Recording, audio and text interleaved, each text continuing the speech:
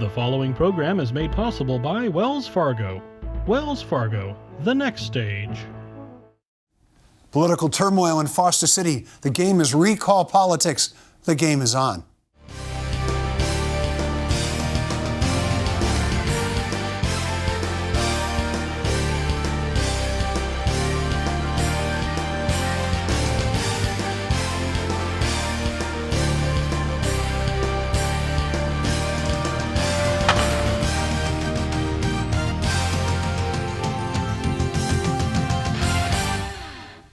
Welcome to the game. I'm Mark Simon. My partner, Kevin Mullin, is on assignment.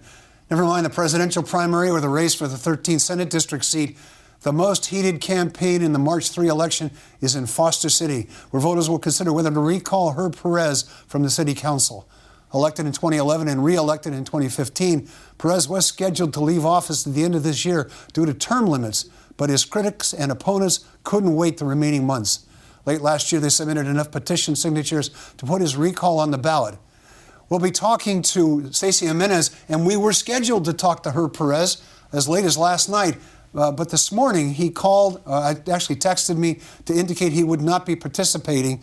A sign was posted, accompanied by a man in a ski mask, who told the police he intended to have this sign posted around the town. It lists, it's got a drawing of a guy in a business suit with a long nose like Pinocchio and a long list of essentially things that this individual, who is not yet identified, indicated he thought were examples of misleading statements or lies by Herb Perez. So he opted not to participate. He said, at least in part out of concern for the impact this was having on his family. We're sorry. We were looking forward to talking to him. And hopefully we'll have a chance to do that at some other time. But in the meantime, we do have you here. Thank you for being here. Thanks for having me. You're the campaign coordinator for the Yes recall side. And so we're just going to go ahead. And okay. It's our loss and Herb's, I suppose. From what I can read about the material you've produced, there are two critical issues that seem to be the ones that are the main themes of the campaign. One is his conduct is essentially unbecoming of a member of the city council. He's rude. Some people have accused him of being a bully, including former colleagues on the city council. You've had an episode with him. Lots of people have had episodes with him where his behavior was bothersome at a minimum. At the city council chambers, he has called people liars and miscreants. I'm not necessarily telling you anything you don't know. And then the other one is that he's cast some votes in support of housing. Neither one of those sound on the face like that's a reason to recall somebody. I don't like the way he behaves himself. Isn't the same as he's misbehaving, he's breaking the law or somehow misusing city resources.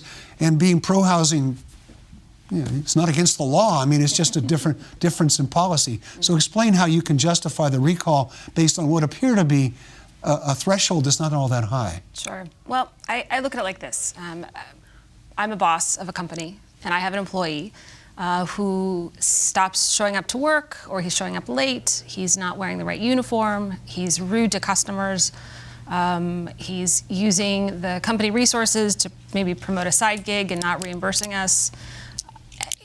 Any boss would take those circumstances and would fire that employee. And I feel like we're at this point now where we're at that same point. And if you look at most recalls really are not about crimes. They simply are just about the representative no longer doing the job he was elected to do. And that's what we have here.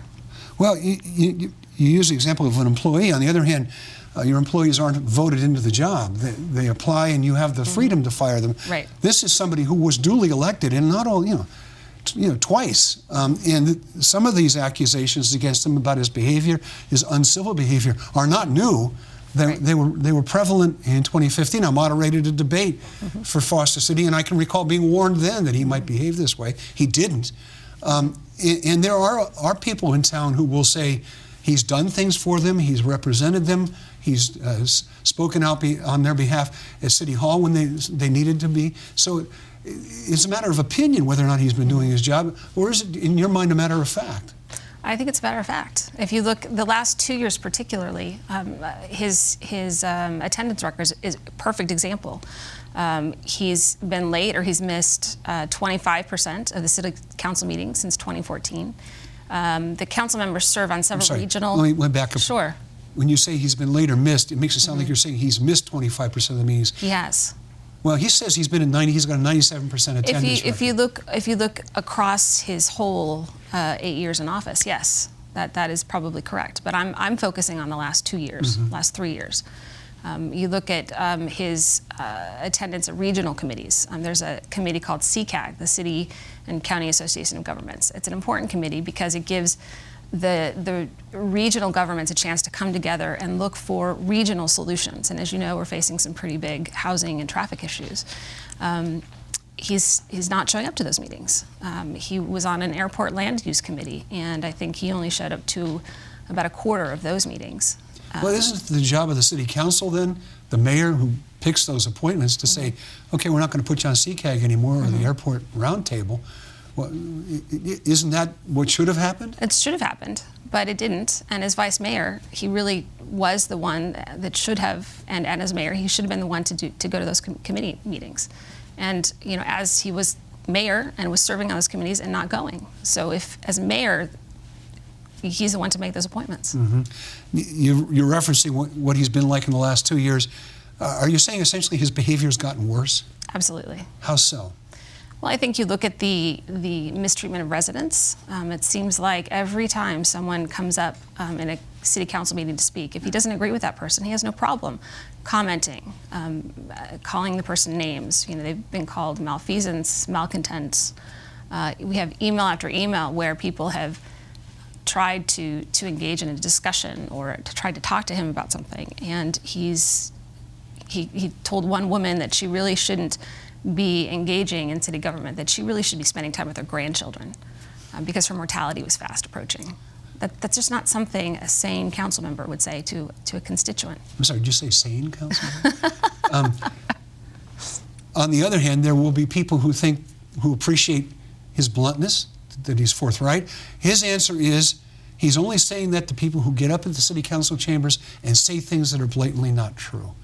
And you know, we're in a political era in which facts seem to be very flexible, and so you know, it may not be the kind of behavior you would like him to engage in, but what's wrong with him calling somebody out if they are, in fact, saying something that's not true?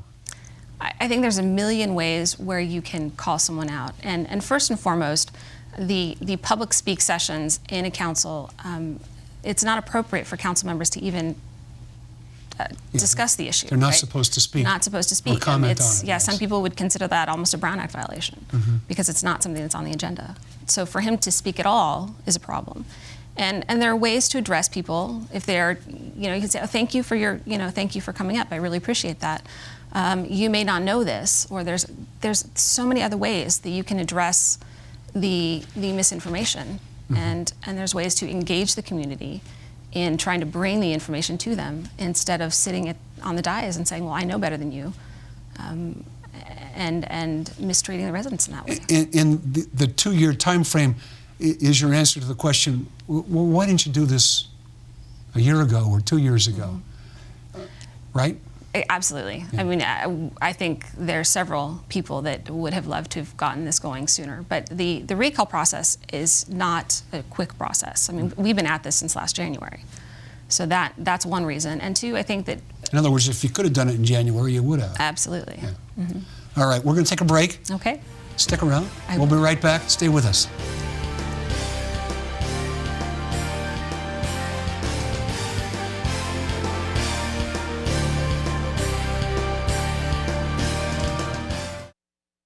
It's been over 150 years since Wells Fargo first opened for business. Since then, we've enjoyed your community support, and we're passionate about returning it. Every day, Wells Fargo team members roll up their sleeves and donate their time to organizations and charitable groups throughout the Bay Area. Nationally, we've committed even more. In just the past 2 years alone, we've donated over $70 million to support schools and educational programs. It's a commitment we're proud of. Wells Fargo, the next stage.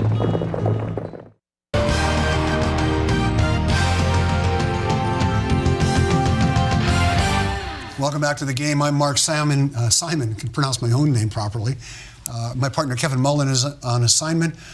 We're talking today about the recall in Foster City, and it is with serious and deep regret that we have to say our original plan was to have Stacy Jimenez from the Yes on the Recall side on half the show, and Herb Perez, the object of the recall in Foster City, on the second half of the show. He opted not to appear this morning following the appearance of a sign around the town, lists a whole bunch of things that are purported to be false statements he's made or misleading statements or characterizing his behavior that's being objected to by the recall people. A guy wearing a ski mask is running around town placing the sign around, and that was sufficiently upsetting to Herb that he thought he'd just better not do this. We're sorry. I'm going to try to be as fair-minded about this as I can. It would have been easier to do had he been here. Stacy Jimenez. The other issue, we dove a lot into his personal behavior, his public behavior.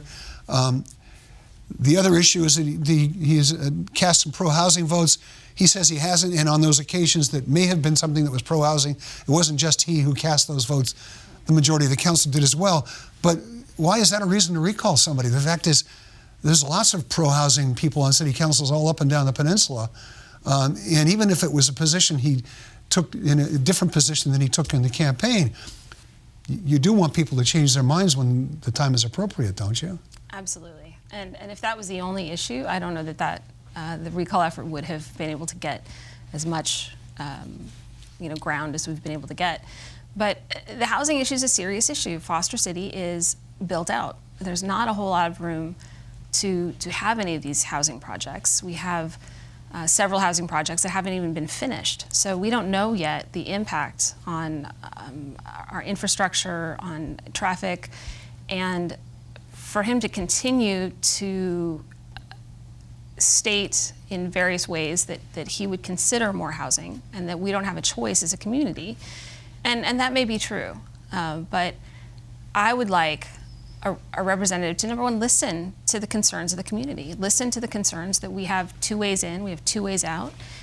In the event of an emergency situation, if we have the housing built out to such an extent, it could be a really dangerous situation for our city. You say listen to the concerns of the community. On the other hand, as you know, I'm sure, there's state-level pressure on every city, especially they seem to be particularly targeted towards San Mateo County, to build more housing, to meet the housing gap between the number of jobs. There are businesses in Foster City. Some of them are growing fairly healthily. Shouldn't it be the job of the city council member to lead the community, even if there's opposition to it, saying, no, I think long-term this is what's right for the city, and I'm going to continue to advocate for that? Absolutely. And I don't think that's a bad idea. And I think that as a city, we are going to have to look at how can we add more housing, how can we meet our RHNA numbers, how can we do that in a way that makes sense for our residents and the quality of life. But let me again, interject. RHNA is regional housing. Yes. Essentially regional housing numbers. Right, yeah. Exactly. So for him to do that and to advocate for that, again, I think that there are ways that we would like to see that done in a civil, kind manner. And also I think a lot of that needs to be done regionally. And when you're not working regionally with the other local governments in the area, I think it puts us at a severe disadvantage because we're not able to come up with some creative solutions working with other communities.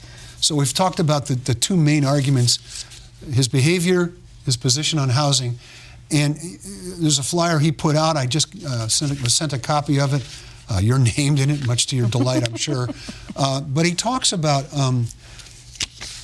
Councilmember Perez never broke any laws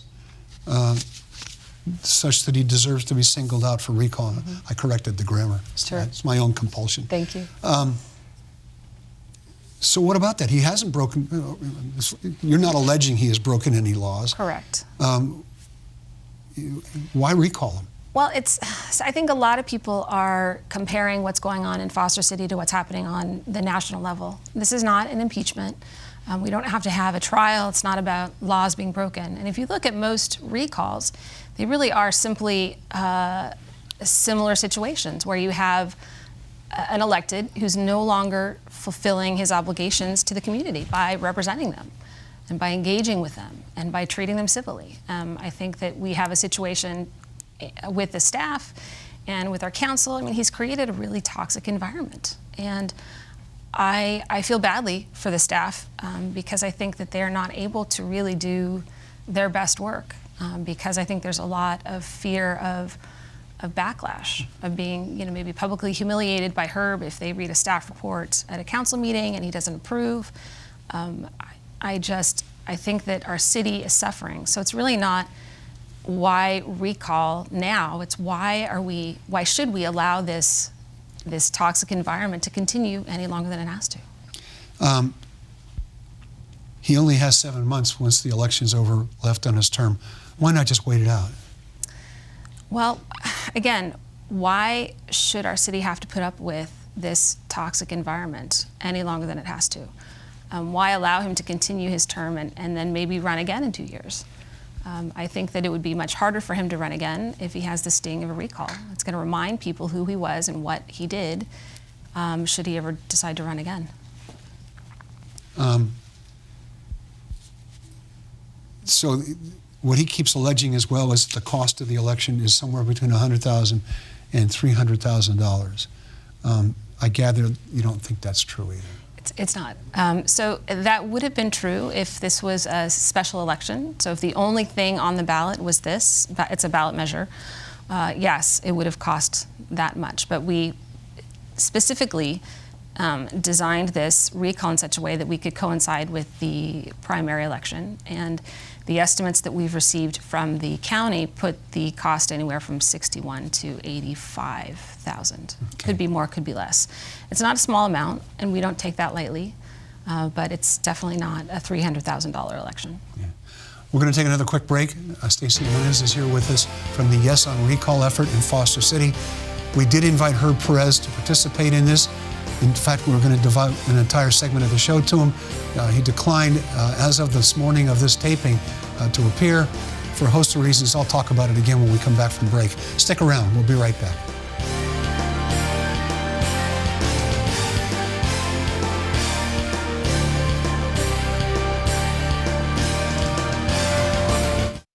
It's been over 150 years since Wells Fargo first opened for business. Since then, we've enjoyed your community support, and we're passionate about returning it. Every day, Wells Fargo team members roll up their sleeves and donate their time to organizations and charitable groups throughout the Bay Area. Nationally, we've committed even more.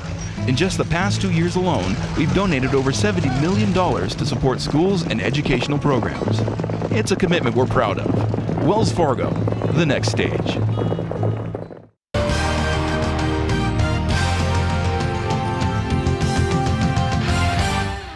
Welcome back to the game. I'm Mark Simon. Kevin Mullin, my partner, is on assignment.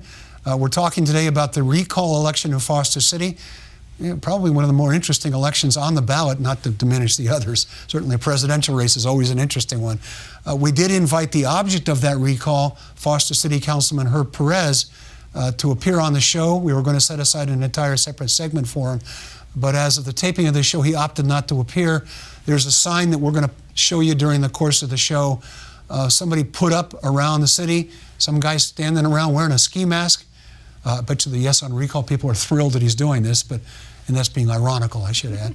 That was sufficiently upsetting to Mr. Perez that he called me and said he was going to opt out.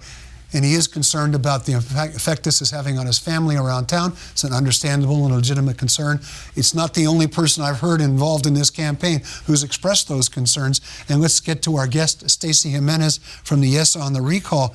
You've had individual run-ins with him. In fact, one of the ads posted on the Recall Facebook page, it's not an ad, I guess it's a video, is you recounting an episode with him.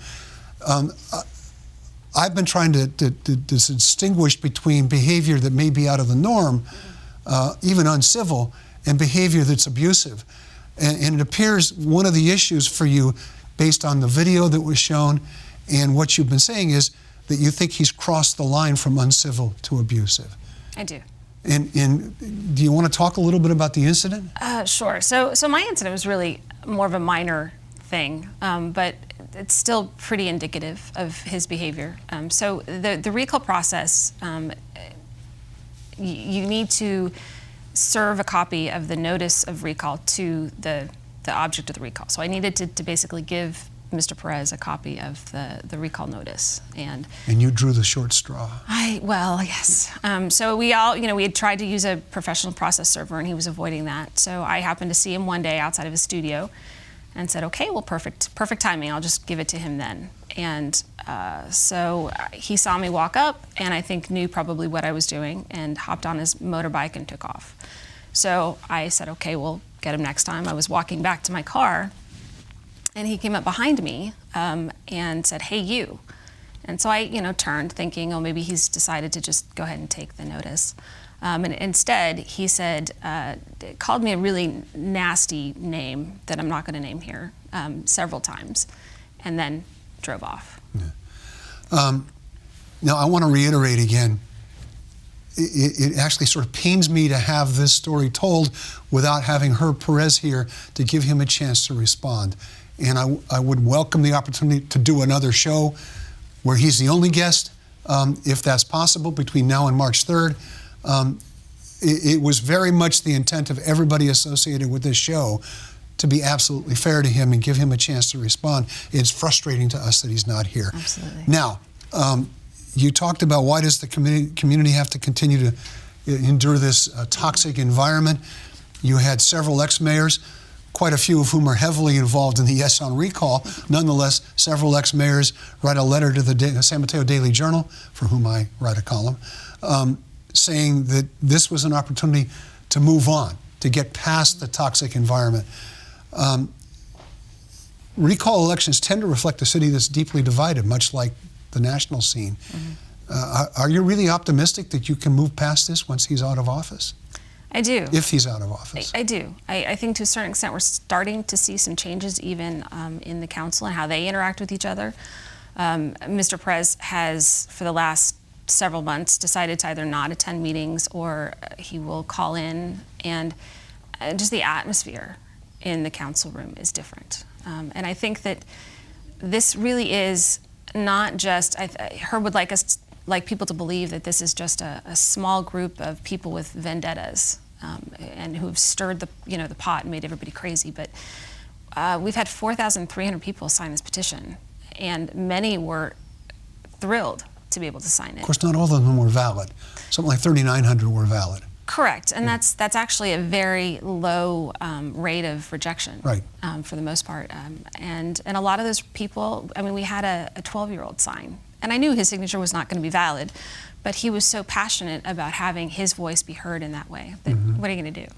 So, I think that we've got such a broad base of we're just a grassroots organization, and so many people are just clamoring to be able to say that I want to be able to be heard. I want our city council to be civil.